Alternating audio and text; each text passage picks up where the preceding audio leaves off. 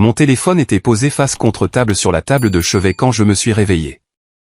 C'est la première chose que j'ai remarquée. Pas la lumière filtrant à travers les rideaux, pas le silence d'un dimanche matin. Le téléphone face contre table, de la manière dont je l'avais posé la veille parce que j'avais décidé consciemment, délibérément, que j'en avais fini d'être disponible. Je l'ai retourné. 159 appels manqués. Je suis resté immobile un long moment. J'ai juste regardé ce chiffre. Puis j'ai ouvert le SMS qui se trouvait sous tous ces appels et je l'ai lu lentement. Je sais que je ne le mérite pas, mais j'ai besoin de te parler. Il y a quelque chose que tu dois savoir sur lui. J'ai posé le téléphone sur le drap à côté de moi et je me suis assise. Je m'appelle Marley Tillman. J'ai 48 ans et je bâtis des choses depuis bien avant que la plupart des gens dans ma vie ne comprennent ce que je faisais. Il y a 16 ans, j'ai fondé Tillman Logistique depuis une chambre d'amis avec un seul contrat de fret et un plan d'affaires que j'avais réécrit 11 fois. Aujourd'hui, c'est une entreprise de logistique et de chaîne d'approvisionnement de taille moyenne avec des contrats régionaux dans tout le sud-est. Je l'ai bâti avant Graham, avant la maison de Buckhead, avant tout ce qui s'est passé il y a 3 mois. J'ai besoin que vous compreniez cela avant que je ne vous dise quoi que ce soit d'autre, avant que je ne vous raconte ce qui m'a été dit à ma propre table. Si vous regardez ceci, indiquez votre pays ou votre ville dans les commentaires. Je veux savoir où vous vous trouvez dans le monde en ce moment même avec moi. La fête des mères, ma salle à manger, une table que j'avais dressée moi-même parce que je croyais encore, à ce moment-là, que ce geste avait de l'importance. Graham était en bout de table. Silencieux, de cette manière bien spécifique dont il se taisait depuis des semaines. Pas un silence paisible, un silence contrôlé. Le genre de silence qu'un homme maintient lorsqu'il se concentre pour garder une chose séparée d'une autre. Je l'avais remarqué. Je ne l'avais pas encore nommé. Colt avait bu. Je ne dis pas cela pour lui trouver une excuse. Je le dis parce que c'est vrai, et parce que ce qui est sorti de lui ce soir-là couvait manifestement sous la surface bien avant que le vin ne l'aide à s'exprimer. Il m'a regardé droit dans les yeux de l'autre côté de la table et a dit « Mais je ne vais pas atténuer ses propos, car ils ne méritent pas d'être atténués, tu es une briseuse de ménage. Ton visage noir m'énerve dans ma maison, à ma table, le jour de la fête des mères. » Je me suis tourné vers Graham. J'ai observé son visage. Je l'ai regardé tendre la main vers son verre. Je l'ai regardé boire une lente gorgée, reposer le verre et fixer un poing derrière mon épaule gauche, comme si je ne venais pas de me faire agresser ainsi par son fils dans une maison qui m'appartenait. Il n'a rien dit. Pas un reproche, pas mon nom, pas un seul mot. Ce silence m'a appris tout ce que 16 ans de création d'entreprise n'auraient pu me préparer à affronter. Ce n'était pas le silence d'un homme pris au dépourvu. C'était le silence d'un homme qui avait déjà fait son choix et attendait simplement que la scène se termine. Je me suis levé. Je suis monté à l'étage. J'ai sorti 2 valises du placard et j'ai emballé ce dont j'avais besoin. Pas tout, juste assez. Je n'ai pas claqué les portes. Je ne leur ai pas dit un mot en partant. J'ai conduit jusqu'à la maison de mon ami Odessa, je me suis assise dans sa cuisine et je me suis accordé exactement 1 heure. Puis j'ai appelé Sutton Grave. 3 mois plus tard, j'étais assise dans cet appartement de Midtown avec 159 appels manqués sur mon écran et un SMS que j'avais lu 4 fois. J'ai repris mon téléphone. J'ai tapé 2 mots et j'ai appuyé sur envoyer, je sais. La nuit où j'ai appelé Sutton Grave, j'étais assise à la table de la cuisine d'Odessa avec une tasse de thé à laquelle je n'avais pas touché, et une lucidité presque violente tant elle était survenue soudainement. Car les signes avaient été là. Absolument tous. Et le plus dérangeant n'était pas que je les ai ratés. C'était que je les avais vus, analysés et classés sous des motifs qui semblaient logiques à l'époque. C'est ce que j'ai besoin que vous compreniez avant que vous ne me demandiez pourquoi je n'ai pas réagi plus tôt.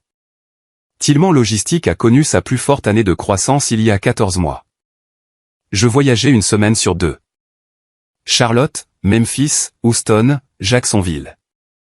Je signais des contrats qui allaient porter l'entreprise sur les 3 années suivantes. Je bâtissais. Et quand on bâtit à ce niveau, on fonctionne à la confiance. On y est obligé. On ne peut pas faire grandir quelque chose de réel tout en auditant simultanément chaque personne qui s'y trouve. Graham gérait les opérations quotidiennes depuis 2 ans à ce moment-là. Il connaissait les fournisseurs, les contrats, le personnel.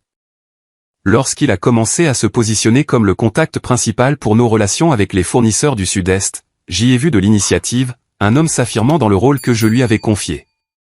Les fournisseurs réagissaient bien avec lui.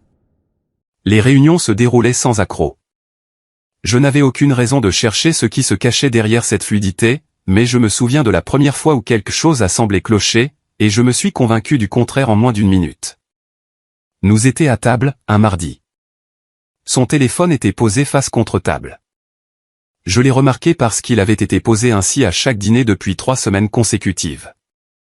Je me souviens avoir pensé, il est attentionné. Il sait que j'accorde de l'importance à sa présence à table. C'est l'explication que j'ai choisie. Et je l'ai choisie parce que j'avais construit un mariage sur le principe que l'homme en face de moi méritait le bénéfice du doute. 4 mois de téléphone retourné. J'ai continué à me raconter la même histoire. Puis, il y a eu cette réunion d'équipe. Rien de dramatique. C'était bien là le problème. L'une de nos coordinatrices de compte a mentionné que Graham avait demandé aux fournisseurs de faire passer certaines communications directement par lui avant qu'elles ne soient transmises en copie à l'équipe de direction. L'explication tenait la route. Nous grandissions. Les canaux de communication commençaient à s'embrouiller. Centraliser les points de contact était une décision opérationnelle normale. Je l'ai approuvé sans y réfléchir à 2 fois. Aujourd'hui, je comprends que l'information est plus facile à manipuler lorsque les gens croient qu'elle est simplement en cours de réorganisation. Ensuite, il y a eu le week-end à Charlotte. Il a assisté à une conférence sur la distribution, du moins c'est ce qu'il a dit. Quand il est revenu le dimanche soir, j'ai posé les questions habituelles. Comment ça s'est passé? Avec qui as-tu noué des contacts? Quelque chose d'utile? Ses réponses étaient complètes, assez précises pour sembler réelles, assez fluides pour que je remarque cette fluidité et l'écarte aussitôt. Parce que des réponses répétées et des réponses assurées peuvent sembler identiques tant que l'on ne cherche pas la différence. Pas de cordon de badge, pas de carte de visite, pas un seul nom que je reconnaissais dans le secteur de la logistique du Sud-Est. Je me suis dit qu'il n'était tout simplement pas du genre à collectionner les documents de conférence. Celui que j'ai le plus complètement occulté est survenu 6 semaines avant la fête des mères. Le nom d'un fournisseur est apparu sur une demande d'autorisation de paiement que Graham avait déjà préapprouvée avant qu'elle n'arrive sur mon bureau. Un nom que je ne reconnaissais pas. Je l'ai interrogé à ce sujet. Il m'a répondu qu'il s'agissait d'un nouvel accord avec un fournisseur privilégié, encore en cours de traitement dans le système de l'entreprise. La paperasse avait un peu de retard. Rien d'inquiétant. Son ton était détendu, serviable, le ton d'un homme qui gère les détails pour m'éviter de le faire. Je l'ai remercié et je suis passé à autre chose. J'ai rejoué ce moment dans ma tête plus de fois que je ne peux le compter. Alors, quand je me suis assise dans la cuisine d'Odessa ce soir de fête des mères et que la forme globale de ces 14 mois s'est enfin dessinée devant moi, le téléphone, la conférence, le fournisseur, cette assurance qui ne concernait jamais tout à fait le travail, je n'ai pas appelé Graham. Je n'ai pas appelé ma sœur. Je ne suis pas resté là à attendre. J'ai appelé Sutton Grave. Sutton est une avocate spécialisée en contentieux civil basée à Atlanta. Elle s'occupe des fraudes commerciales, des litiges sur les biens matrimoniaux et du genre de démêlés financiers qui exigent quelqu'un sachant exactement où chercher et comment documenter ses découvertes. Elle m'a dit qu'elle engagerait un expert comptable judiciaire dans la semaine, quelqu'un qui éplucherait ligne par ligne chaque transaction que Tillman Logistique avait traitée pendant la période où Graham avait le contrôle opérationnel. Elle m'a dit de ne toucher à rien, de ne rien changer, de ne rien dire. Je lui ai dit que je comprenais. Ce que je ne lui ai pas dit, c'est que je soupçonnais déjà que le nom du fournisseur sur cette autorisation de paiement n'était que le début. L'expert comptable engagé par Sutton a commencé par les autorisations de paiement. C'est toujours par là que ces affaires commencent. Non pas par des preuves spectaculaires, pas par un flagrant délit, mais par la paperasse, cette piste de papier tranquille et sans éclat qu'une personne prudente construit sur des mois, croyant que personne ne regarde d'assez près pour la suivre. Dès les 2 premières semaines, 3 choses ont fait surface, des paiements de fournisseurs envoyés à un nom de prestataire qui n'apparaissait nulle part dans la base de données des fournisseurs agréés de Tillman Logistique. Des documents d'autorisation de contrat portant la seule signature de Graham pour des montants qui, selon notre politique interne, exigeaient ma co-signature au-delà d'un certain seuil et un modèle récurrent, non pas des irrégularités aléatoires, mais un rythme ciblant des mois précis. Des cycles de contrats précis, le genre de rythme qui n'existe que lorsque quelqu'un comprend assez bien le calendrier interne pour se déplacer dans ses angles morts. Sutton m'a appelé après la 2e semaine et a utilisé un mot qu'elle n'avait pas employé jusqu'alors, délibéré. J'ai ruminé ce mot pendant 2 jours avant de lui rendre son appel. C'est durant ces 2 jours que Levette Corps m'a contacté. 9 ans. C'est le temps que Levette avait passé chez Tillman Logistique quand j'ai quitté ma propre maison avec 2 valises. Elle avait débuté comme coordinatrice administrative lors de notre première expansion majeure et était devenue depuis la colonne vertébrale opérationnelle de l'entreprise. C'était la femme qui savait où se trouvait chaque contrat, qui avait signé quoi, quelles relations fournisseurs étaient solides et lesquelles ne tenaient que par un seul bon trimestre. À travers 2 expansions et une récession, elle ne m'avait jamais présenté un problème sans apporter également une proposition de solution. Son SMS faisait 4 mots, « Pouvons-nous parler en privé ?» Je l'ai appelée dans l'heure. Elle m'a demandé si nous pouvions nous voir en personne, pas au bureau, dans un endroit calme. Nous nous sommes retrouvés dans un café à Decatur un mardi matin. Elle était déjà installée à mon arrivée, un dossier posé sur la table devant elle, ses 2 mains serrées autour de sa tasse. Elle avait l'air d'une femme qui portait quelque chose de lourd depuis bien plus longtemps qu'il n'était raisonnable, et qui avait finalement décidé qu'elle ne pouvait plus le porter seule. Nous avons commandé. Nous avons échangé ces quelques phrases polies et prudentes propres à 2 personnes qui se respectent trop pour faire semblant. Puis j'ai regardé le dossier et je l'ai regardé. Elle l'a fait glisser sur la table sans dire un mot. Je l'ai ouvert. Le premier document était une autorisation de paiement. Le nom du fournisseur en haut de page était Whitfield Supply Partners. Je n'avais jamais vu ce nom dans aucun dossier de Tillman Logistique, sur aucune liste de fournisseurs agréés, dans aucune correspondance contractuelle, rien. L'autorisation était datée de 11 mois plus tôt. La signature au bas du document était celle de Graham. La mienne était absente. Je suis passé à la page suivante. Une autre autorisation. Même fournisseur. Montant différent. Même absence de co-signature. J'ai refermé le dossier. Levette prit alors la parole à voix basse, les yeux fixés sur sa tasse. Elle me raconta qu'elle avait signalé une ligne d'écriture irrégulière à Graham lui-même 3 mois avant mon départ. Il lui avait donné la même explication qu'à moi, un nouvel accord de fournisseur privilégié en cours de validation par l'entreprise. Rien d'inquiétant. Elle l'avait cru pendant 3 semaines. Puis l'autorisation suivante était apparue. Puis une autre. Elle avait commencé à imprimer discrètement les documents et à les archiver chez elle parce qu'elle ignorait avec qui d'autres Graham avait tissé des liens au sein de l'entreprise. Elle ne savait pas qui surveillait. Elle n'était pas prête à formuler une accusation qui ne pouvait pas être prouvée et qui risquait de se retourner contre elle pour la détruire. Elle protégeait son gagne-pain. Elle me protégeait. Elle leva les yeux en finissant de parler, et je vis que ces 2 vérités étaient tout aussi réelles l'une que l'autre et lui avaient coûté tout autant. J'ai posé ma main à plat sur le dossier. Je lui ai dit qu'elle avait fait ce qu'il fallait. Ce que je ne lui ai pas dit, c'est que Whitfield n'était pas seulement le nom d'un fournisseur. Je l'avais vu passer ailleurs, tout à fait ailleurs.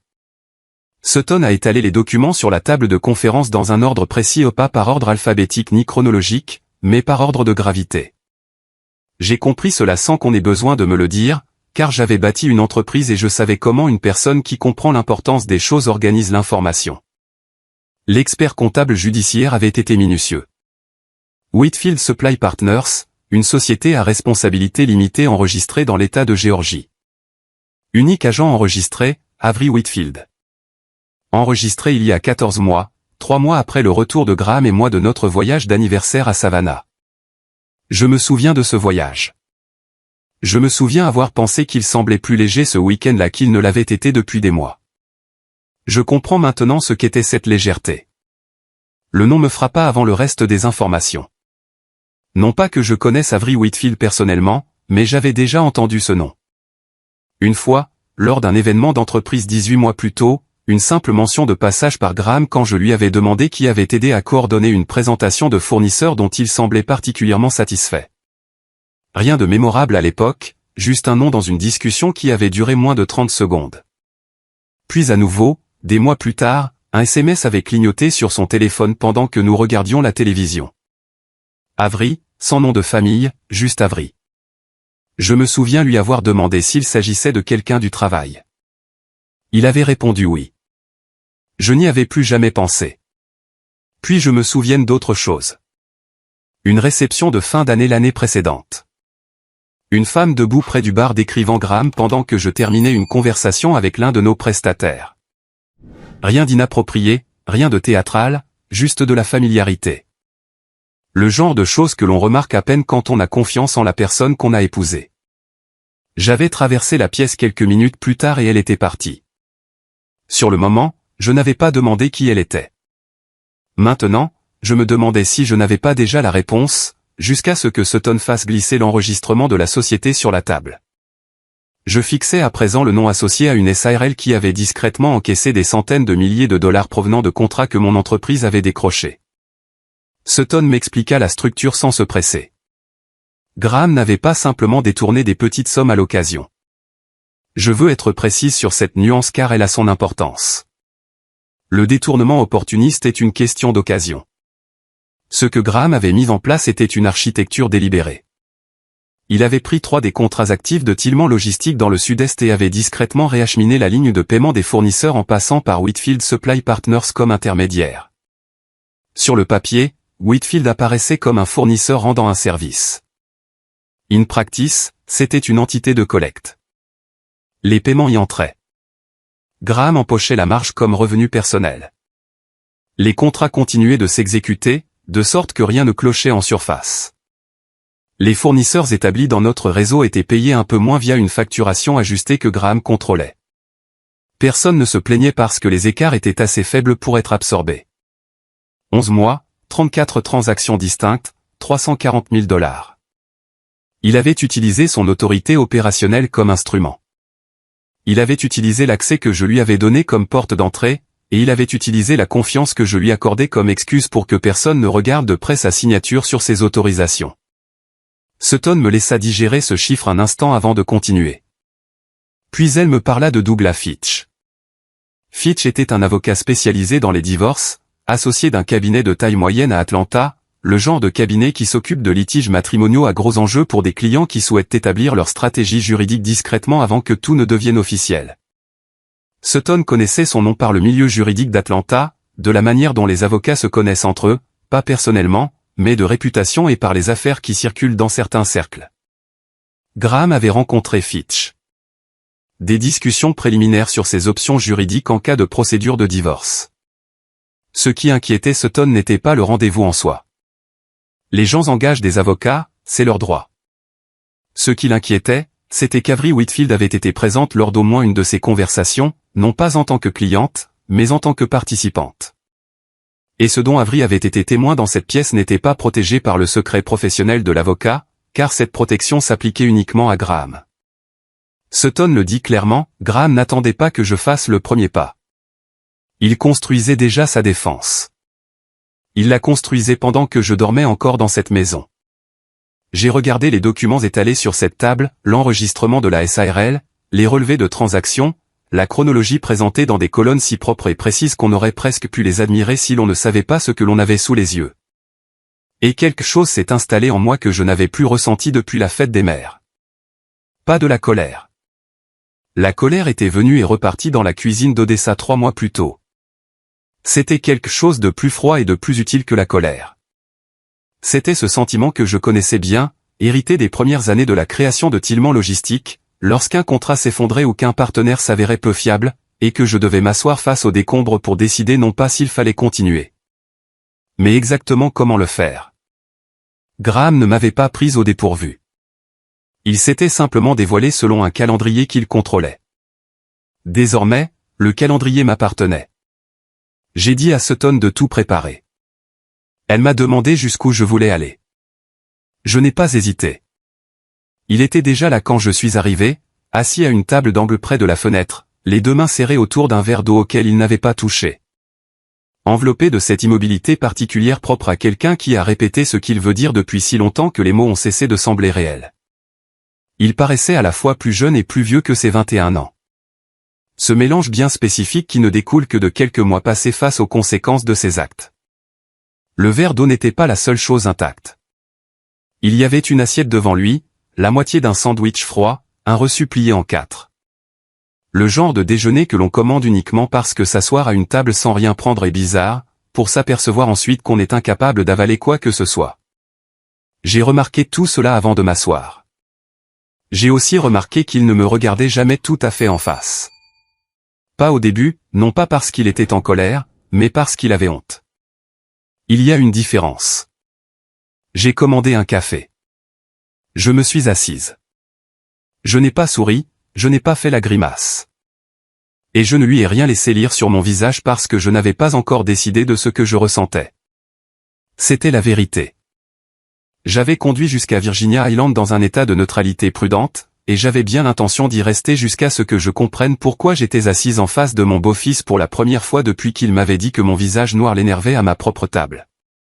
Il a parlé le premier. Il a dit « Marley », juste mon prénom, comme une porte qui s'ouvre. Puis il a dit que c'était lui qui avait passé tous ses appels. Il a ajouté qu'il savait de quoi cela avait l'air et qu'il n'appelait pas pour demander quoi que ce soit, si ce n'est que je l'écoute. Lui, dans le SMS faisait référence à Graham. Il se passait des choses qu'il estimait nécessaires que je sache. Il a prononcé cette dernière phrase avec précaution, comme un jeune homme de confiance qu'il livrait quelque chose qui ne pourrait plus lui être rendu. Je lui ai dit de continuer. Il m'a raconté qu'Avery s'était installé dans la maison 3 semaines après mon départ. Pas progressivement, mais totalement. Ses affaires, sa présence, sa place en bout d'une table que j'avais achetée. Graham n'en avait pas discuté avec Colt, ne lui avait pas demandé son avis, il était simplement rentré chez lui un vendredi avec elle et un camion de déménagement, dégageant une assurance qui montrait clairement que cet arrangement domestique était déjà acté. Sa pension s'est arrêtée le mois suivant, sans aucune explication. Une semaine elle était là, la suivante plus rien. Colt avait appelé Graham 3 fois à ce sujet. Graham avait répondu une fois pour lui dire qu'il devait apprendre l'indépendance financière. Il avait dit cela avec l'aisance particulière d'un homme qui a déjà rompu tout lien affectif et attend simplement que l'autre s'en rende compte. Puis vint la question de la maison. Graham avait dit à Colt que l'organisation du logement allait changer. Pas immédiatement, mais bientôt. Ce mot, bientôt, faisant tout le travail d'une conversation que Graham ne voulait pas réellement avoir. À un moment donné, Colt s'est arrêté de parler, non pas parce qu'il avait fini, mais parce qu'il semblait avoir perdu le fil de ses pensées. Ses yeux se sont brièvement posés sur la table. Quand il a repris, sa voix était plus basse. Il m'a dit qu'il comprendrait si je ne le croyais pas. Il comprendrait si je ne voulais plus jamais lui parler. Puis il a continué avant que je ne puisse répondre. Cela comptait plus pour moi que n'importe quelles excuses. Il ne demandait pas à être pardonné, il continuait simplement son récit. Puis il s'est penché légèrement en avant et son ton a changé. Il m'a parlé de réunions, les après-midi de week-end, dans le salon, avec des hommes qu'il ne connaissait pas, des conversations en tenue décontractée de bureau qui s'interrompaient dès que Colt passait par là. Il avait d'abord pensé qu'il s'agissait d'affaires normales. Graham avait toujours des affaires en cours, mais ces interruptions brutales le dérangeaient. Cette façon qu'a une pièce de changer d'atmosphère quand quelqu'un y pénètre alors qu'il n'est pas censé y être. Un homme est venu 3 fois en l'espace de 2 mois. Une Audi gris foncé, un porte-document en cuir. Le même à chaque visite. Colt l'avait vu serrer la main de Graham sur le pas de la porte une fois, et quelque chose dans la poignée de main, une certaine familiarité, lui avait semblé différent d'un rendez-vous professionnel classique. Et un après-midi, alors que la porte du bureau de Graham était ouverte et que Colt passait dans le couloir, et ça des documents étalés sur le bureau. Il ne s'est pas arrêté, mais il a aperçu une partie du nom d'une entreprise sur la feuille du dessus avant que la porte ne se referme sous la main de Graham, Whitfield. Je suis resté de marbre. Au moment de nous lever pour partir, je l'ai regardé droit dans les yeux de l'autre côté de la table et je lui ai dit la seule chose que j'avais décidé de lui dire avant de franchir cette porte, je ne suis pas en colère contre toi. Je suis parti avant qu'il ne puisse répondre. Certaines phrases ont plus de poids lorsqu'elles restent sans réplique. J'ai appelé Sutton depuis la voiture avant même de quitter Virginia Island. Je n'ai pas commencé par mentionner le nom de Colt ni expliquer notre rencontre. Je lui ai simplement rapporté ce que j'avais appris, et elle a écouté de la manière dont les bons avocats écoutent, sans m'interrompre, sans réagir, avec cette qualité de silence bien particulière qui signifie que chaque mot est en train d'être enregistré dans un endroit précis et permanent. L'homme au porte-document en cuir. L'Audi gris foncé. 3 visites à la maison de Buckey dans l'espace de 2 mois. Toujours la même mallette, toujours la même entrée discrète et la même sortie encore plus discrète. Un homme suffisamment à l'aise avec cet arrangement pour revenir, ce qui signifiait qu'il n'était pas un simple prospect qu'on cherchait à séduire. Il faisait déjà partie de ce que Graham avait construit. Sutton m'a dit qu'elle allait croiser cette description avec les répertoires du personnel des partenaires contractuels dont les paiements avaient été réacheminés vers Whitfield Supply Partners. Je lui ai dit que l'immatriculation du véhicule pourrait être retrouvée grâce aux visites si le quartier de Graham disposait d'un système de caméras géré par l'association des copropriétaires, ce qui était le cas de la propriété de Buckhead. Elle m'a dit qu'elle allait creuser cette piste. Elle m'a rappelé en moins de 48 heures, non pas avec une certitude absolue, mais avec une suite logique d'éléments. L'association des copropriétaires disposait d'une couverture caméra à l'entrée principale. Les images n'étaient pas parfaites, mais elles suffisaient pour établir les dates et les entrées de véhicules. 3 visites correspondaient au week-end décrit par Colt. La même Audi gris foncé apparaissait à chaque fois. À partir de là, l'enquêteur de Sutton a commencé à réduire les possibilités par la méthode lente, immatriculation de véhicules, habitudes des visiteurs, liste de personnel des partenaires contractuels, personnes liées aux entreprises spécifiques figurant déjà dans l'analyse comptable. La plupart des noms ont été rapidement écartés. Les dates ne coïncidaient pas, les véhicules ne correspondaient pas, les rôles professionnels n'avaient aucun sens. Un seul nom a survécu à chaque tri. Un contact opérationnel de niveau intermédiaire dans une entreprise de distribution dont les contrats dans le sud-est avaient été parmi les premiers réorientés vers Whitfield. L'immatriculation correspondait, les dates de visite correspondaient, et les relevés téléphoniques obtenus ultérieurement par voie légale le situaient au même endroit lors de 2 de ces visites. Son rôle au sein de l'entreprise le plaçait exactement dans la position idéale pour faciliter ce que l'expert comptable cherchait à confirmer, non seulement que les paiements étaient détournés, mais que quelqu'un à la réception les validait activement sans déclencher d'alerte interne. Les pistes de papier montrent les mouvements. Les gens montrent l'int. Sutton tenait désormais les deux. Elle utilisa un mot qu'elle n'avait plus employé depuis notre première conversation, solide. Je m'en suis tenu à cela exactement le temps qu'il fallait. Puis j'ai agi, car c'est là toute la spécificité de bâtir quelque chose à partir de rien. On apprend très tôt que l'information sans action n'est que de la simple constatation. Et la constatation seule n'a jamais rien protégé. J'avais passé 16 ans à prendre des décisions sous pression, avec des informations incomplètes et un instinct aiguisé par chaque erreur assimilée en cours de route. Cette fois-ci ne faisait pas exception. Le filet se resserrait sur Graham. Et ce qui me restait à l'esprit, ce n'était pas l'Audi, ni l'enquêteur, ni même la confirmation que quelqu'un d'extérieur à mon entreprise l'avait aidé. C'était la prise de conscience que ces réunions s'étaient tenues dans ma maison, dans des pièces que je payais, à une table où j'avais servi des dîners. Pendant que je dormais encore à ses côtés et croyais que nous bâtissions le même avenir. C'était cela le plus persistant, non pas la fraude, mais l'accès qu'il avait eu. J'avais besoin de m'assurer que ma position soit inattaquable avant que quoi que ce soit ne soit révélé publiquement. J'ai commencé par les comptes, tous les avoirs conjoints que Graham et moi avions établis pendant le mariage. J'ai séparé mes finances personnelles de manière nette, travaillant avec Sutton pour m'assurer que chaque mouvement soit documenté et justifiable, non pas caché, mais documenté. Il y a une différence juridique majeure et je la comprenais. Je ne retirais pas des actifs. J'établissais avec une clarté administrative absolue ce qui m'avait toujours appartenu, ce qui avait été détenu conjointement, et ce que la distinction entre ces deux catégories signifiait devant un tribunal de Géorgie. Puis vint la documentation relative à la propriété de Tillman Logistique. Sutton et moi avons passé 2 séances à éplucher l'historique des statuts de l'entreprise, les statuts d'origine, les registres de propriété, les dates. Tillman Logistique avait été fondé il y a 16 ans, soit 7 ans avant que Graham Ellsworth n'apparaisse dans ma vie. Ce fait était déjà acquis. Ce que nous faisions, c'était le rendre incontestable, consolider les preuves écrites si parfaitement que toute revendication future que Graham tenterait d'apposer sur l'entreprise ne trouverait aucune prise. Il avait son architecte. J'avais désormais la mienne. Ce que je n'avais pas dit à Sutton, ce que je n'avais dit à personne, c'est que j'étais passé devant la maison de Buckhead le soir même après avoir rencontré Colt. Pas lentement, pas de façon visible, juste une fois à vitesse normale, dans une voiture que Graham ne m'avait jamais vu conduire car je l'avais achetée 3 semaines après mon départ. Les lumières de la pièce de devant étaient allumées. Il y avait une Audi gris foncé garée le long du trottoir.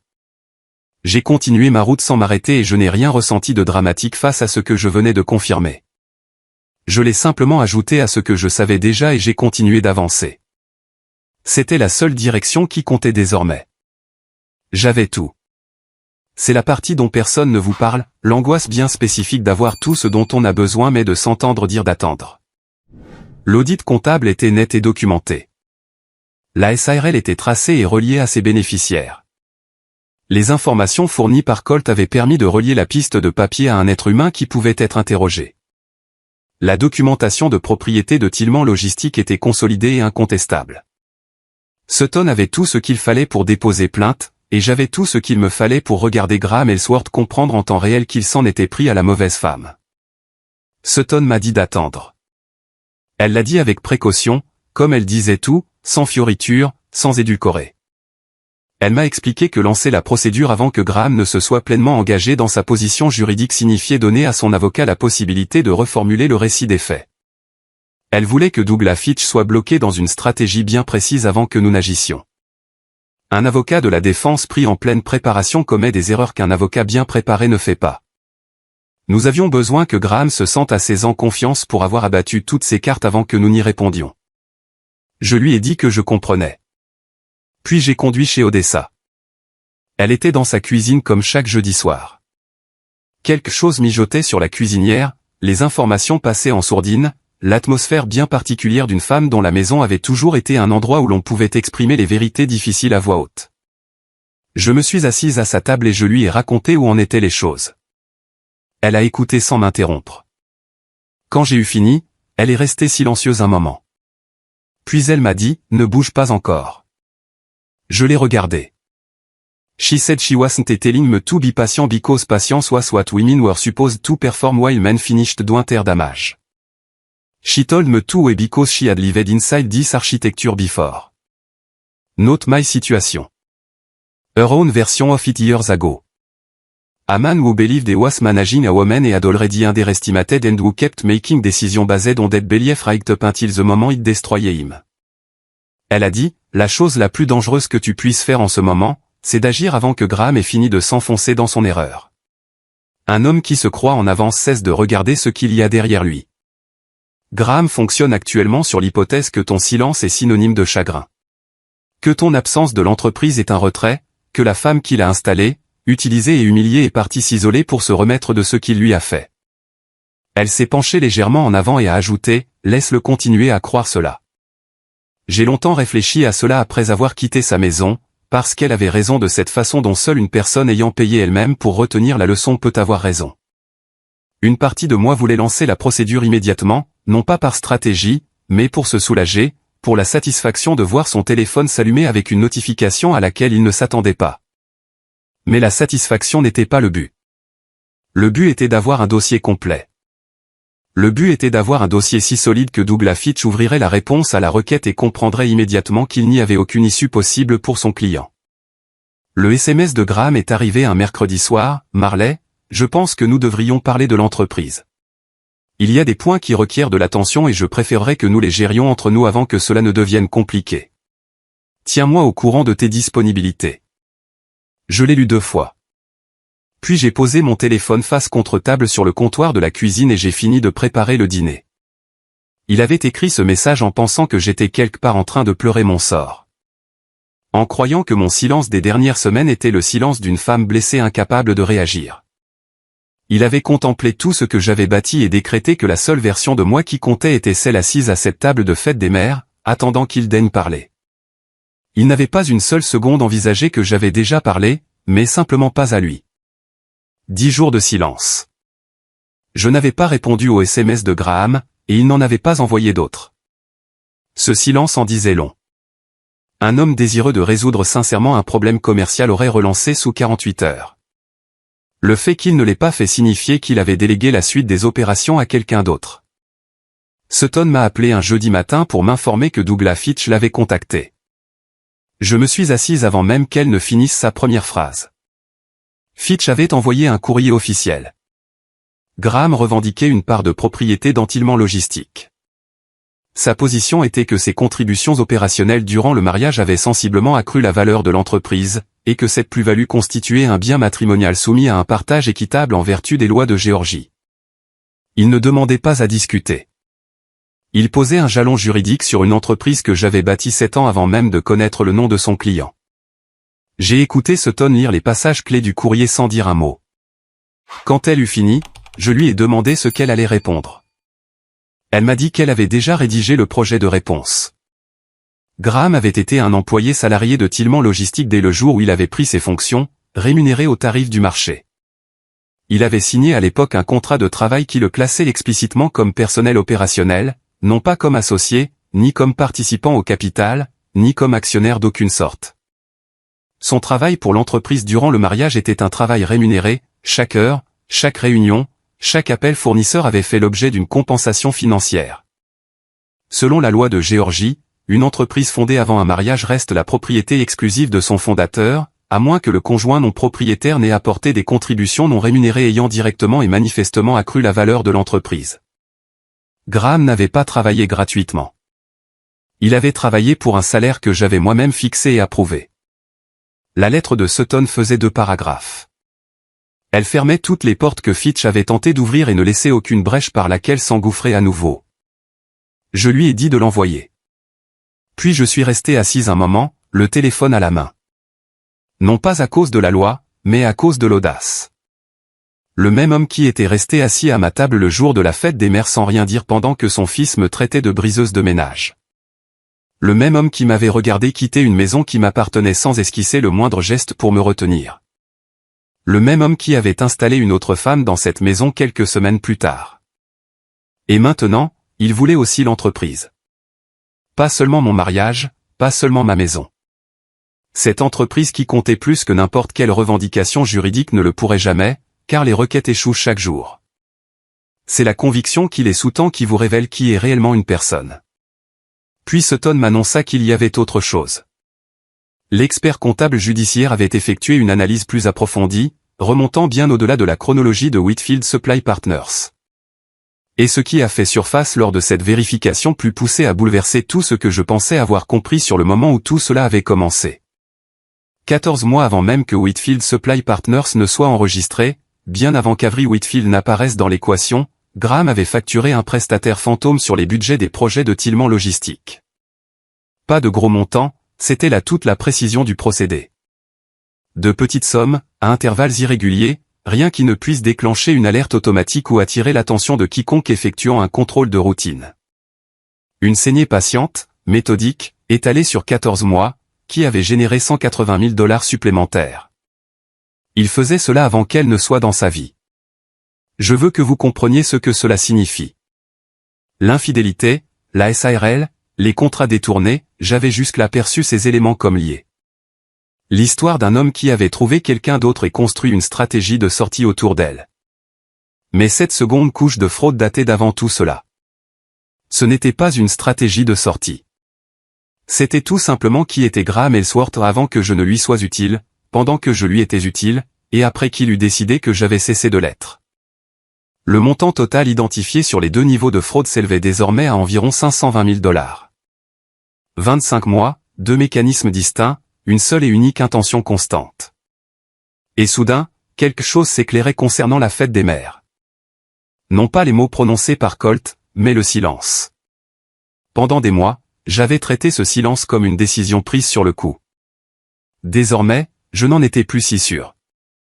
Car un homme capable de voler discrètement quelqu'un pendant 25 mois est capable de rester silencieux face à presque tout. Sutton m'a demandé comment j'allais. Je lui ai dit de m'envoyer le rapport d'expertise complet. Je l'ai lu ce soir-là, attablé dans ma cuisine. Chaque page, chaque transaction, chaque date. Je l'ai lu de la même manière que j'avais lu mon tout premier contrat de fret à 31 ans. Lentement, intégralement, sans sauter les passages les plus difficiles à digérer. Quand j'ai eu fini, j'ai refermé le dossier et je me suis assise dans le calme de mon appartement de Midtown.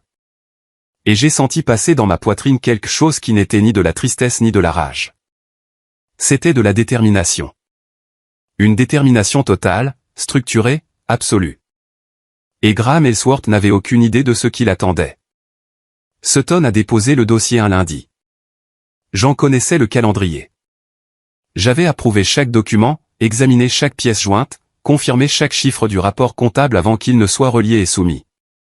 La demande de divorce, la plainte pour fraude, les 2 niveaux d'audit comptable présentés comme pièces à conviction, l'injonction de gel de Whitfield Supply Partners en attendant l'enquête complète.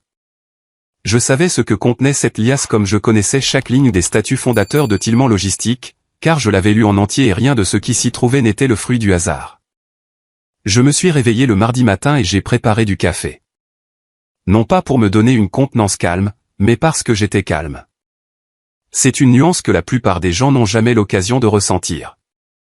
La différence entre s'imposer le calme et y parvenir naturellement. Je m'étais préparé pour ce mardi depuis 3 mois et 2 semaines, et je n'avais plus rien à redouter. Tout ce qui devait être fait avait été fait. Tout ce qui devait être documenté l'avait été. Il ne restait plus que le temps ordinaire, et j'avais bien l'intention de le vivre pleinement, sans m'en excuser. J'ai appelé le vet à 9 heures.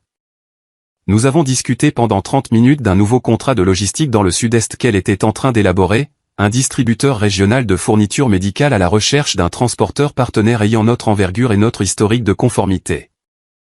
Du vrai travail. Le genre de contrat que Tillman Logistique avait été conçu pour honorer, obtenu par les canaux appropriés, selon les procédures adéquates. Le vet avait préparé les chiffres préliminaires et ils étaient prometteurs. Je lui ai dit de passer à l'étape suivante. Elle m'a répondu qu'elle aurait une proposition complète d'ici la fin de la semaine. Je n'ai pas mentionné ce qui se tramait à Buckhead. Elle non plus. À 9h47 du matin, un huissier de justice a frappé à la porte de la maison qui m'appartenait à Buckhead, en Géorgie. C'est Graham Ellsworth qui a ouvert. Avery Whitfield se trouvait quelque part dans cette maison. J'ignorais dans quelle pièce, ce qu'elle y faisait, ou la géographie exacte de sa présence dans un espace pour lequel elle n'avait jamais remboursé la moindre mensualité de prêt. Ce que je sais, c'est qu'elle y était et que le dossier juridique remis à Graham sur le pas de la porte comprenait son nom à elle, l'enregistrement de sa SARL. Et un rapport comptable judiciaire documentant chaque dollar qui avait transité par cette entité enregistrée à son nom sur une période de 11 mois. Je n'étais pas là pour voir sa tête. Je n'en avais pas besoin. À 11h15, j'ai conduit jusqu'à Inman Park et je me suis garé dans la rue devant le restaurant où Odessa et moi avions nos habitudes depuis 11 ans. L'hôtesse nous connaissait par nos prénoms.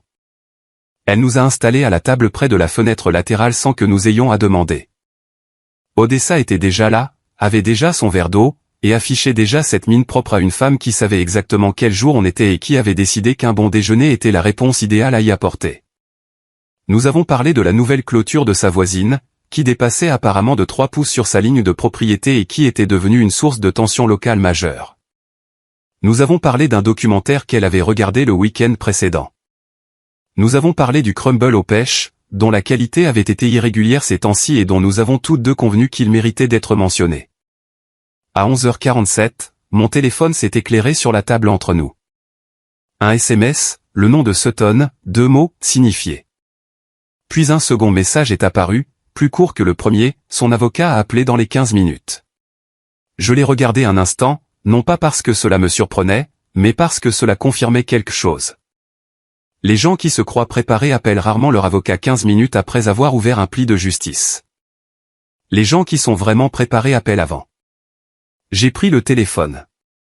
Je l'ai posé face contre la nappe blanche et j'ai regardé Odessa de l'autre côté de la table, elle qui m'observait avec ce calme propre à une femme qui a fait un long bout de chemin aux côtés de quelqu'un, et qui sait quand il faut parler et quand il faut simplement être là.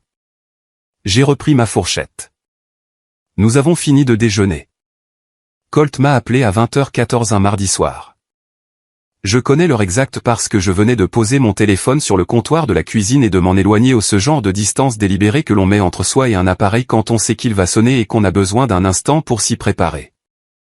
Je m'attendais à ce que Graham réagisse d'une manière ou d'une autre après la signification de la plainte. Je ne m'attendais pas à ce que cela retombe sur Colt dès 20h le jour même. J'ai répondu dès la première sonnerie. Il n'avait pas l'air paniqué comme aurait pu l'être une version plus jeune de lui-même. Sa voix était calme, contenue, de cette manière prudente propre à quelqu'un qui a déjà traversé le pire et se contente désormais d'en faire le compte rendu depuis l'autre rive. Il m'a raconté que Graham était rentré en milieu d'après-midi, que leur conversation avait été brève, que Graham n'avait pas élevé la voix où il n'en avait pas eu besoin, la froideur ayant eu le même impact que des cris tout en laissant moins de traces. Graham n'avait pas cherché à savoir ce que Colt m'avait dit. Il ne l'avait accusé directement de rien. Et had simply made the architecture of the situation clear. que ses priorités avaient changé, la maison prenait une direction qui exigeait certains ajustements, la présence continue de Colt compliquait ces ajustements d'une manière qui n'était plus gérable. C'était poli, précis, et dévastateur de cette façon bien particulière dont seul un parent peut anéantir son enfant non pas par la cruauté, mais par une indifférence enrobée de propos raisonnables. Colt avait fait son sac et était parti avant le dîner. Je lui ai posé une seule question. Je lui ai demandé s'il était en sécurité. Il m'a répondu que oui. Il était assis dans sa voiture sur un parking près de Peachtree, ce qui n'était pas une solution à long terme, mais c'était là qu'il se trouvait. Je lui ai dit de ne pas bouger. J'ai appelé la résidence d'appartements meublés de Midtown que Sutton avait utilisée pour reloger un client l'année précédente.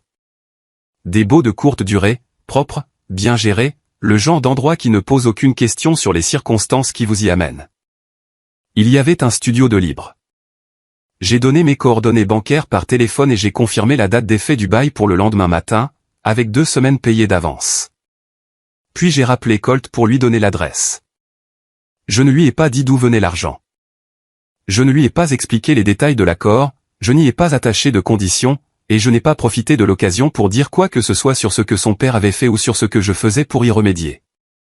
Je ne lui ai pas demandé ce qu'il aurait pu voir ou entendre d'autre dans cette maison. Je n'ai pas mentionné le nom de Sutton. Je n'ai pas mentionné l'affaire. Je lui ai demandé s'il avait mangé. Il m'a répondu que non.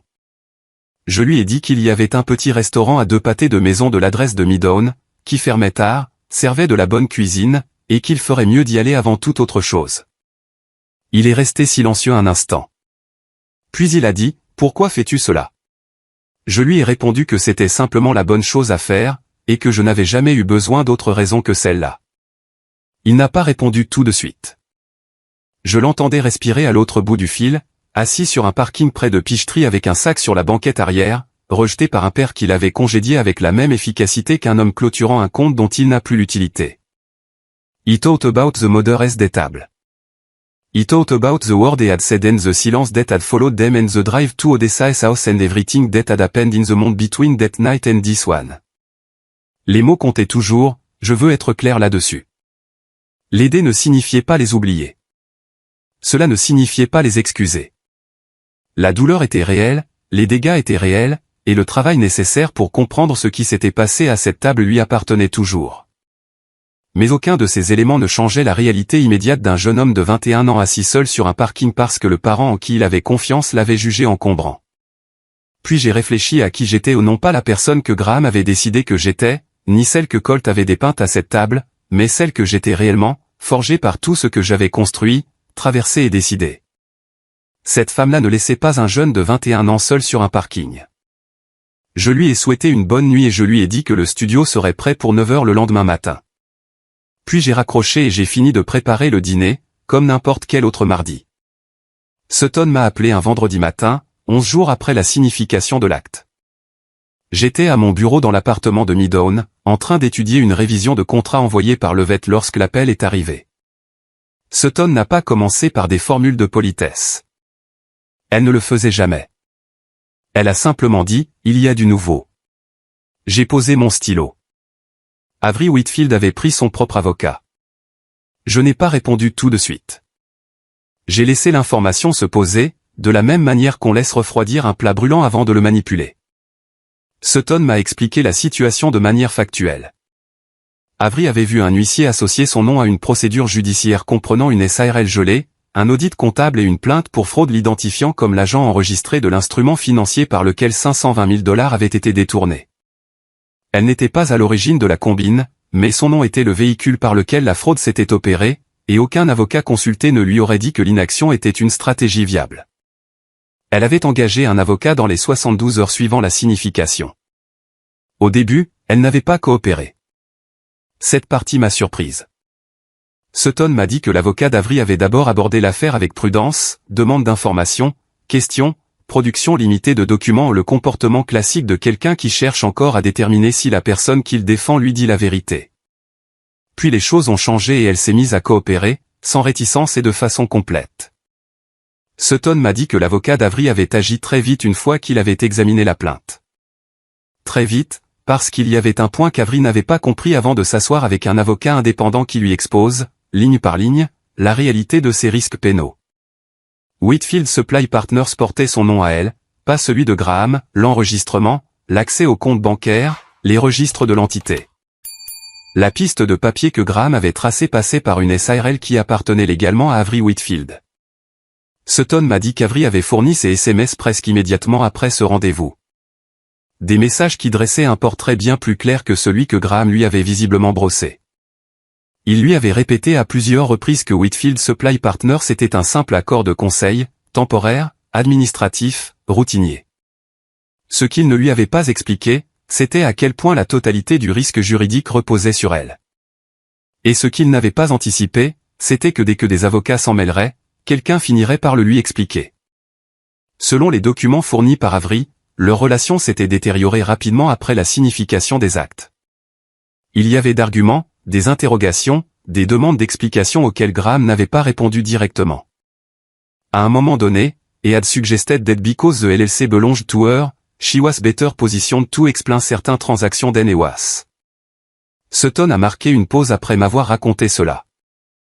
J'en ai immédiatement compris la portée. Avery had finally realized something important. If this collapsed, Graham intended to survive it. Whether she did or not was apparently négociable. Once she understood that, cooperation stopped being a moral decision and became a practical one. She provided account access record for Whitfield Supply Partners going back to the LLC's registration date.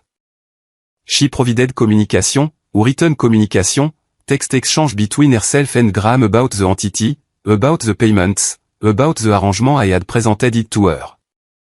And she had provided something that Sutton said carefully and precisely was particularly useful. Confirmation of what she had witnessed during Graham's conversation with Douglas Fitch about his legal positioning ahead of any divorce proceeding. Avery had been in that room. She had heard those conversations and because she was not Graham's client, nothing she heard in that room was protected. Sutton a marqué une pause après m'avoir raconté cela. J'en ai immédiatement compris la portée. Avery avait enfin réalisé un point capital, si tout s'effondrait, Graham avait bien l'intention de s'en sortir. Que ce soit son cas à elle ou non était manifestement négociable. Dès qu'elle eut compris cela, coopérer cessa d'être un choix moral pour devenir une décision purement pragmatique. Elle a fourni les relevés d'accès au compte de Whitfield Supply Partners depuis la date de création de la SARL. Elle a transmis les communications, les courriers écrits, les échanges de SMS entre elle et Graham au sujet de l'entité, des paiements, et de l'arrangement tel qu'il le lui avait présenté. Et elle a livré un élément que Sutton a qualifié, avec précision et mesure, de particulièrement précieux, la confirmation de ce dont elle avait été témoin lors des discussions de Graham avec Douglas Fitch au sujet de sa stratégie juridique avant toute procédure de divorce. Avery s'était trouvée dans cette pièce. Elle avait entendu ces conversations, et comme elle n'était pas la cliente de l'avocat de Graham, rien de ce qu'elle avait entendu dans ce bureau n'était couvert par le secret. J'ai demandé à Sutton ce que la coopération d'Avery impliquait pour le calendrier. Sutton m'a répondu que cela accélérait tout. Puis elle m'a parlé de Douglas Fitch. Fitch s'était officiellement désisté de la défense de Graham. Le motif invoqué était un conflit d'intérêts. Sa relation antérieure ne concernait pas cette affaire, il s'agissait d'une brève consultation que Fitch avait menée pour Avery personnellement par le passé, sans rapport avec la fraude ni avec la SARL. Un dossier suffisamment anecdotique pour ne pas poser de conflit tant que Graham était son unique client dans cette affaire. Mais à la seconde où Avery était devenue une partie coopérante opposée aux intérêts de Graham, cette relation passée avait créé un conflit direct et insoluble. Fitch n'avait pas eu le choix, il avait déposé son acte de retrait et s'était retiré du dossier. Graham se retrouvait désormais sans son avocat d'origine, et la femme qu'il avait choisie au détriment de son mariage, de son fils, et de 16 ans de travail et de confiance d'autrui se tenait à présent de l'autre côté de la table face à ses risques juridiques. Flanqué de son propre avocat et armé de ses propres raisons de dire la vérité. Non pas parce que je lui importais, non pas parce qu'elle s'était découvert une conscience, mais parce que Graham avait fini par la traiter de la même manière qu'il était mérité, comme un élément jetable. Et chaque document, chaque message, chaque transaction ayant transité par Whitfield Supply Partners était désormais en la possession de Sutton par les voies légales de communication des pièces. Sutton s'est tué et a attendu. J'ai regardé par la fenêtre la silhouette d'Atlanta, cette ville dans laquelle j'évoluais depuis 22 ans, celle où j'avais bâti quelque chose à partir d'un contrat unique et d'un plan d'affaires réécrit 11 fois. Graham s'était implanté dans cette ville grâce à moi, il avait accédé au tissu commercial d'ici via mon entreprise, mes relations, mon nom, et s'était servi de tout cela pour construire un système conçu pour lui survivre en mon absence. Il n'avait pas envisagé que les personnes dont il se servait finiraient par faire le calcul de leurs propres risques et choisiraient leur propre survie plutôt que la sienne. La plupart des gens, lorsqu'ils ont peur, choisissent leur propre intérêt. Je me suis détourné de la fenêtre. J'ai demandé à Sutton ce que nous faisions ensuite. Elle me l'a expliqué. J'ai écouté chaque mot sans l'interrompre. Quand elle eut fini, j'ai posé 2 questions de clarification, validé le calendrier et lui ai dit de lancer les opérations. Puis je me suis remise à la révision du contrat envoyé par Levitt, et je l'ai terminé avant le déjeuner. Sutton m'a dit que je n'étais pas obligé de m'y rendre.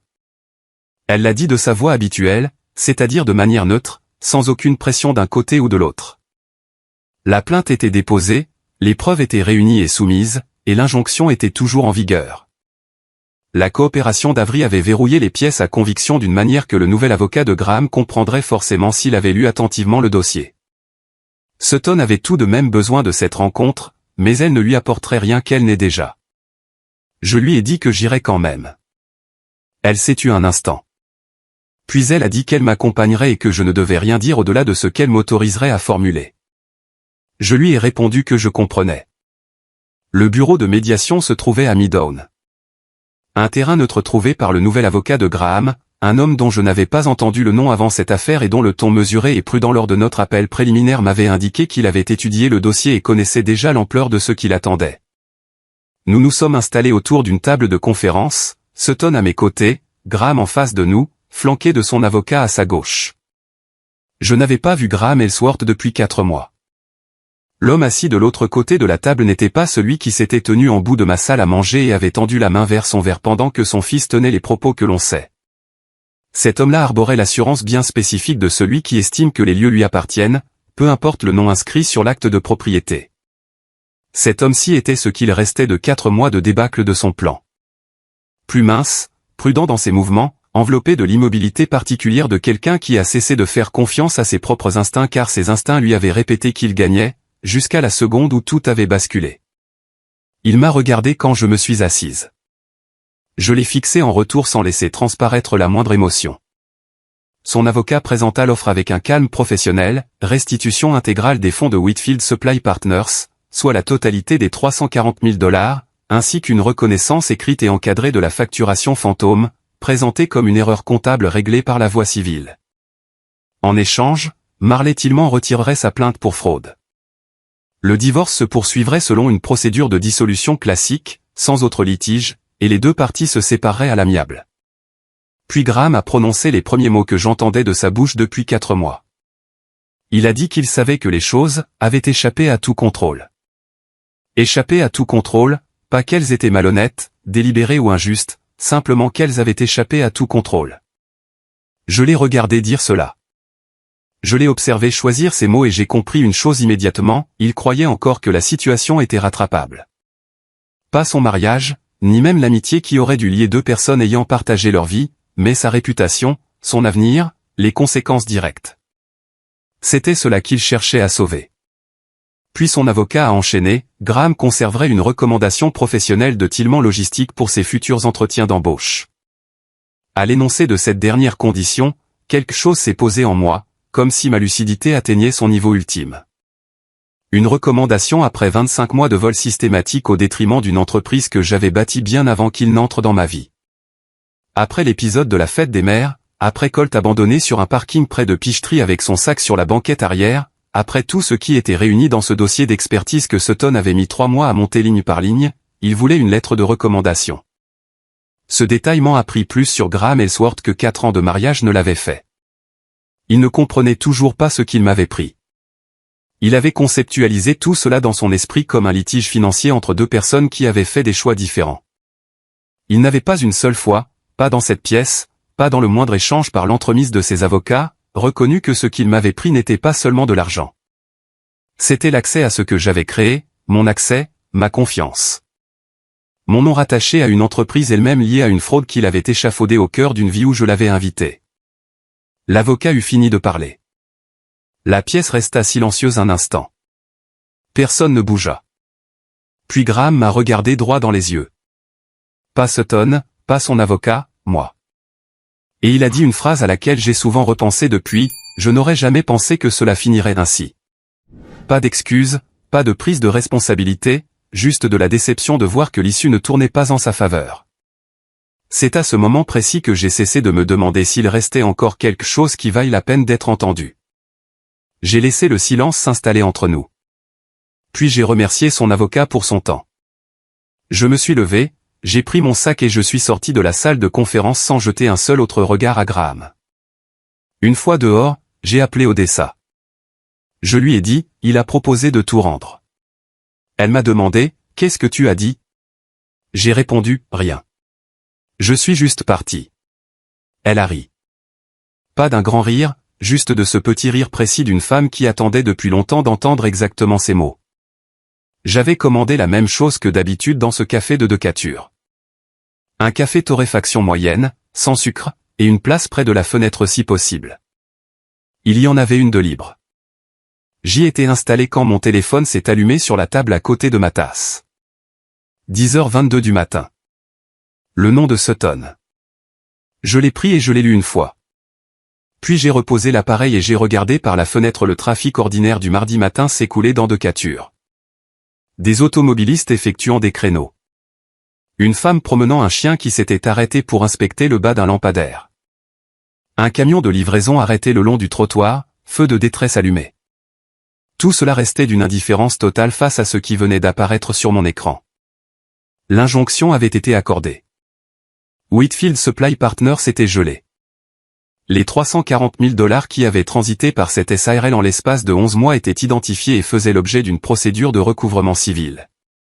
La demande de droit de propriété formulée par Graham au titre des acquêts matrimoniaux sur Tillman Logistique avait été examinée et rejetée. Le message de Sutton comprenait un détail supplémentaire, l'avocat de Graham avait tenté un argument de dernière minute, soutenant que la croissance de l'entreprise durant le mariage était indissociable de l'implication opérationnelle de Graham. Et que certains documents démontraient un niveau de contribution stratégique bien supérieur à celui d'un simple employé. Le tribunal avait examiné les contrats de travail, les relevés de rémunération, les déclarations de propriété, l'historique de la société, et avait rejeté cet argument en bloc. Le tribunal a estimé qu'il n'existait aucune base légale pour un partage équitable d'une entreprise fondée 7 ans avant le mariage par sa propriétaire unique, qui avait rémunéré son directeur opérationnel au prix du marché tout au long de son emploi. Le système de facturation fantôme avait été officiellement intégré au jugement civil. Le montant total de la fraude identifiée sur les deux niveaux était de 520 000 $. La majeure partie de cette somme était recouvrable par le biais de la procédure civile et des conditions de l'accord structuré que Sutton négociait en parallèle.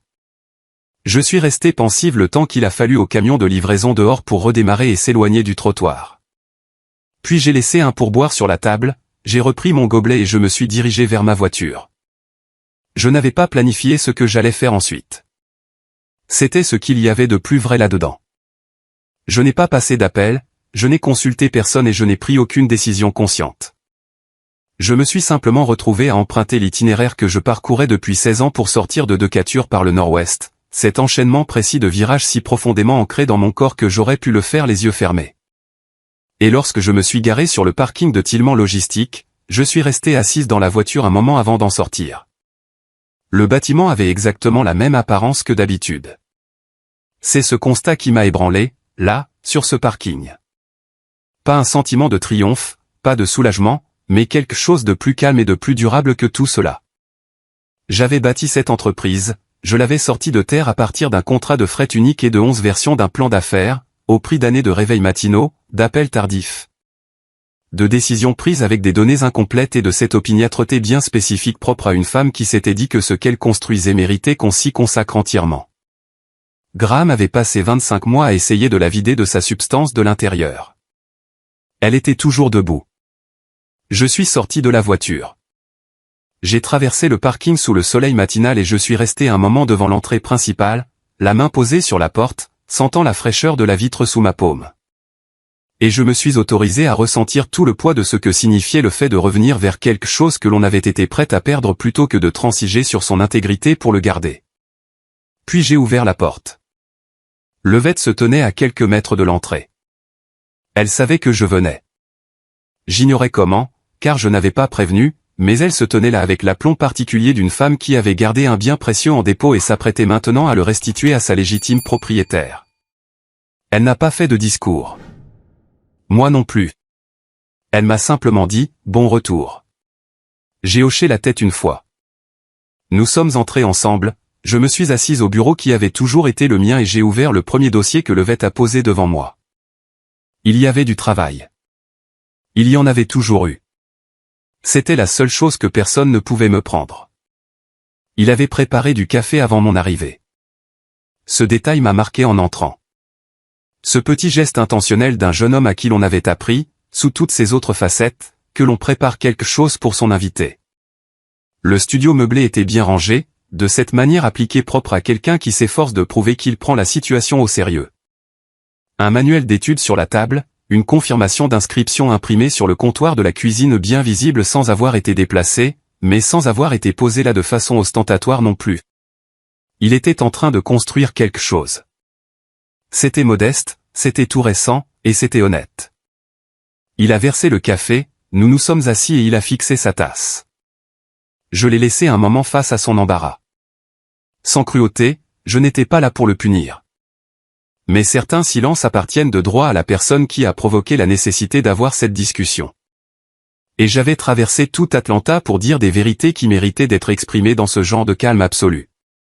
Quand j'ai pris la parole, je n'ai pas édulcoré mon entrée en matière. Je lui ai dit ce que ces mots m'avaient coûté. Non pas dans le jargon général des sentiments blessés, mais dans le récit précis et brut de ce que l'on ressent à se faire traiter de briseuse de ménage à une table que l'on a achetée, dans une maison qui vous appartient, le seul jour de l'année conçu pour vous honorer. Je lui ai dit ce que c'était que de voir sa couleur de peau désignée comme une insulte. Non pas son comportement, ni un acte ou une parole, mais son visage le fait brut de sa négrité brandi comme une irritation par un garçon que l'on a habillé, nourri et soutenu sans condition pendant 3 ans. Je lui ai dit ce que c'était que de se tourner vers l'homme assis en bout de table et de le regarder tendre la main vers son verre. Colt n'a pas bougé pendant que je parlais. Il a gardé les yeux fixés sur la tasse devant lui et a eu la décence de ne pas s'en détourner, ce que j'ai respecté. Une moins bonne version de lui-même aurait tenté de m'interrompre, d'expliquer le contexte ou de s'excuser prématurément pour soulager son propre malaise plutôt que de recevoir réellement ce que j'avais à lui dire. Il n'a rien fait de tout cela. Il est resté là à encaisser. Une fois la partie difficile terminée, j'ai laissé s'écouler un moment. Puis je lui ai dit que je savais ce qu'on lui avait fait subir. Non pas pour l'excuser, et j'ai bien précisé cette distinction avant de poursuivre. Je lui ai dit que je comprenais la structure de ce qu'il avait façonné. La manière bien particulière dont un homme comme Graham pouvait élever son fils pour qu'il perçoive certaines femmes à travers un prisme qui servait les intérêts de son père. La façon dont un garçon absorbe une vision du monde avant d'être assez mûr pour la remettre en question. La façon dont cette vision du monde est mise à l'épreuve et finit parfois par se briser lorsque la réalité refuse de s'y plier. Je ne le dédouanais pas de ses propos. Je nommais simplement la mécanique qui les avait engendrés afin qu'il puisse la voir telle qu'elle était. Non pas comme l'expression de ce qu'il devait obligatoirement rester, mais comme un édifice construit en lui qu'il avait désormais la possibilité de démanteler. Il a levé les yeux quand j'ai dit cela, pour la première fois depuis mon arrivée. Je lui ai dit que je n'étais pas son ennemi, que je n'allais pas disparaître, que ce qu'il ferait de ces informations relevait entièrement de son travail personnel, et que je n'allais pas le gérer à sa place ni attendre qu'il le fasse selon un calendrier qui servirait mon confort. Puis j'ai fini mon café et je me suis levé. Il a prononcé mon prénom alors que j'atteignais la porte, Marley, de la même manière qu'à Virginia Island, comme une porte qui s'ouvre. Je me suis retourné vers lui. Il a dit, « Je sais que ça ne répare rien, mais je suis désolé. » J'ai hoché la tête une fois, puis je suis parti. J'ai traversé la ville en voiture en début de soirée, sans allumer la radio. Je me suis garé, je suis monté et je me suis tenu à la fenêtre de mon appartement de Midtown, contemplant Atlanta qui se dessinait dans l'obscurité à travers des dizaines de milliers de fenêtres éclairées.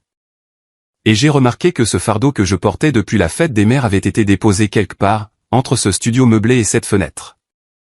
Je ne l'ai pas ramassé. Le divorce a été prononcé un jeudi.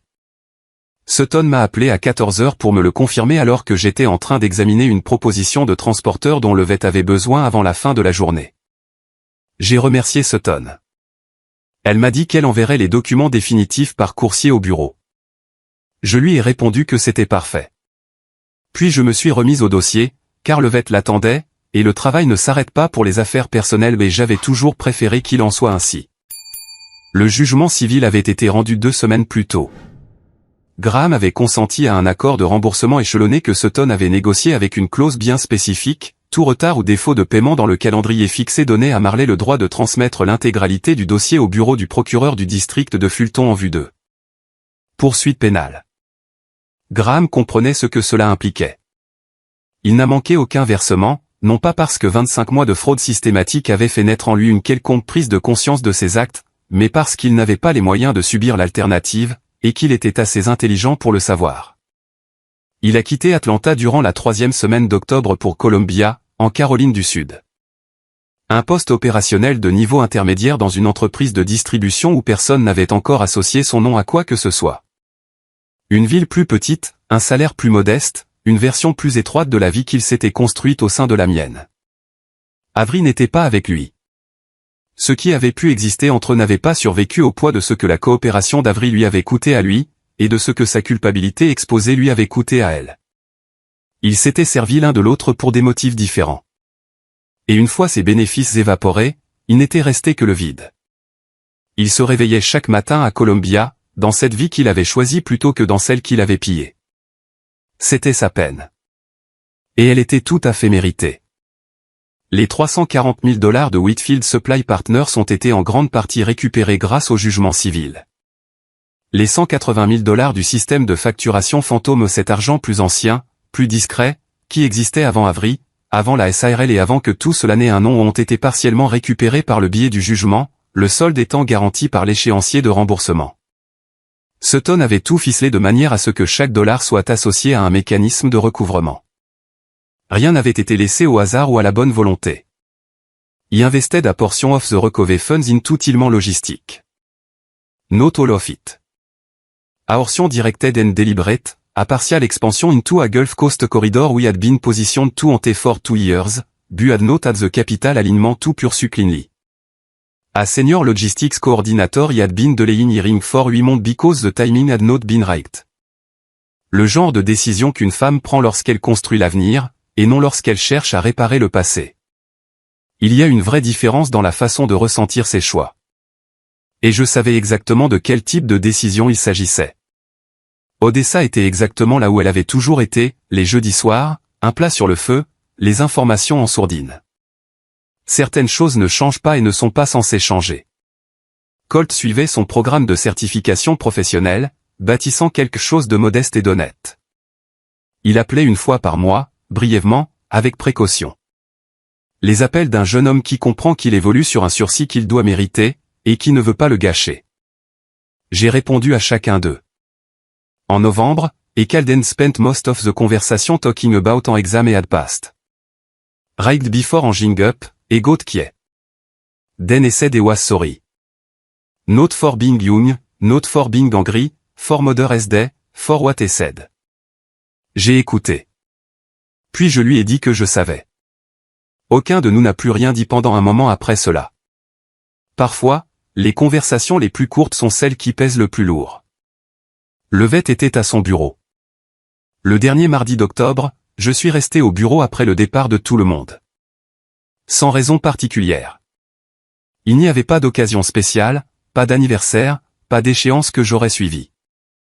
Je suis simplement resté parce que j'en avais envie, parce que j'avais passé 4 mois loin de ces murs et que je ne m'étais pas encore tout à fait habitué au simple bonheur d'y être de retour.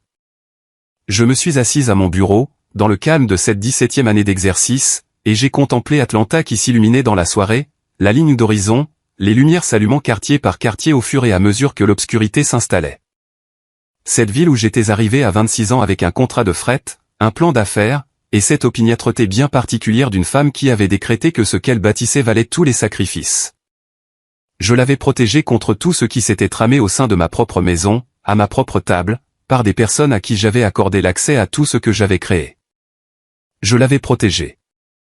Je ne ressentais pas de triomphe assise dans ce bureau. Je ne cherchais pas à afficher de la gratitude, de la paix ou l'un de ces sentiments qu'une femme ait cessé manifester au terme d'une épreuve pour donner l'impression que la fin est accomplie.